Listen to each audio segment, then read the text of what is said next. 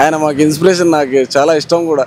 రూపం అయితే వచ్చింది కానీ వాళ్ళ నాన్న రక్తం అయితే రాలేదు. ఎన్టీఆర్ అంటే ఇంకా మాటలు అవసరం లేదు, చూడు యాక్షన్ చూడాల్సిందే. అండ్ యాక్టింగ్ అసలు ఎవరైనా చెప్పుకోవడానికి వీలేదు అసలు. నిజంగా ఈ రోజున రిలీజ్ చేసిన ట్రైలర్ అయితే నిజంగా ఇచ్చి పడేసాడు భయ్య. దీనికి మాత్రం డైరెక్ట్గా యాక్సెప్ట్ చేస్తున్నా.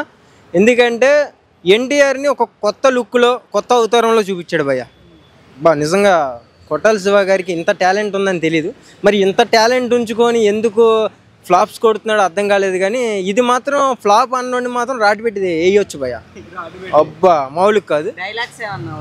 ఆ డైలాగులు రెండు ఉన్నాయి భయ్య. ఒకటేంటి, ఒకటేమో వాళ్ళ నాన్న రూపం అయితే వచ్చింది కానీ వాళ్ళ నాన్న రక్తం అయితే రాలేదని హీరోయినే చెప్పిద్ది డైలాగు. అదొకటి నచ్చింది. ఇంకోటేమో కులం లేదు, మతం లేదు, ఇలా చావు అంటే భయం లేదురా, అదైతే ఇచ్చి పడేసాడు భయ్య. ఆ డైలాగ్ చెప్తుంటే బ్యాక్గ్రౌండ్ మ్యూజిక్ వచ్చింది భయ్య.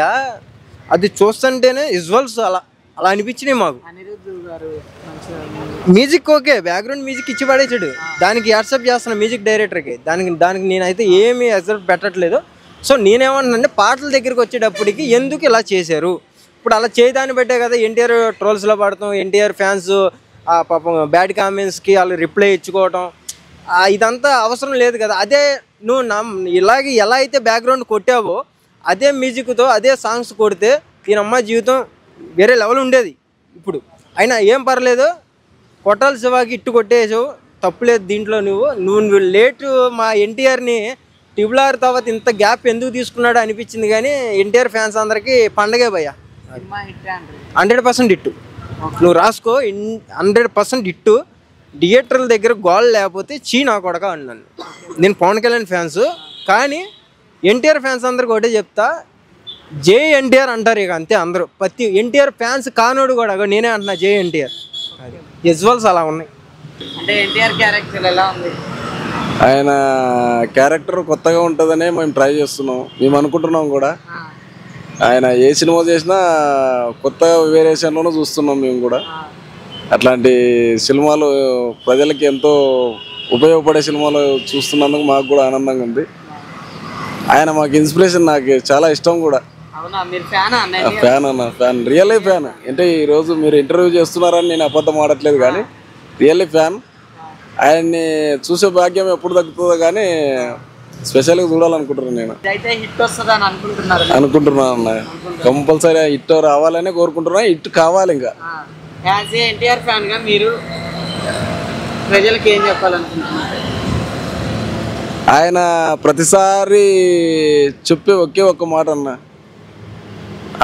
ఫ్యాన్స్ ఉండొచ్చు కానీ ఫస్ట్ మీ కుటుంబాల తర్వాతే మేము అనేసానని ప్రతిసారి చెప్తున్న మాట ఆయన. అది వాస్తవం కూడా. మన కుటుంబాల తర్వాతే ఏదైనా కానీ అభిమానంలానే ఉండాలి. దానికోసం ఏదో త్యాగం చేసే విధంగా ఉండకూడదు అనేసానని నేను కూడా చెప్పుకోగలుగుతున్నా. అయితే ది మాక్సిమం ఎన్టీఆర్ కదా. అవునా, మీరు ఎన్టీఆర్ ఫ్యాన్? అవును.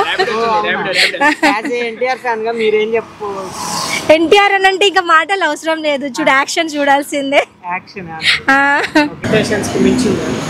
మించి ఉంది సార్, చించేస్తుంది అనిపిస్తుంది. కిర్రాక్ డాన్సింగ్ హైలైట్, కాస్ట్యూమ్స్ కూడా హైలైట్ ఉన్నాయి, లొకేషన్ అదంతా చాలా బాగుంది. పక్కా. ఎన్టీఆర్ క్యారెక్టర్ ఎలా ఉందండి? ఎన్టీఆర్ అంటే అల్టిమేట్ క్యారెక్టర్ అసలు, సూపర్. అండ్ యాక్టింగ్ అసలు ఎవరైనా చెప్పుకోవడానికి వీలేదు అసలు. డాన్స్ అంటే ఆబ్వియస్లీ ఏ సినిమా అయినా ఆయన స్టైల్ అయింది, ఆయన మారదు. ట్రైలర్ చూపించడం ఎన్టీఆర్ని బాగా చూపించారు.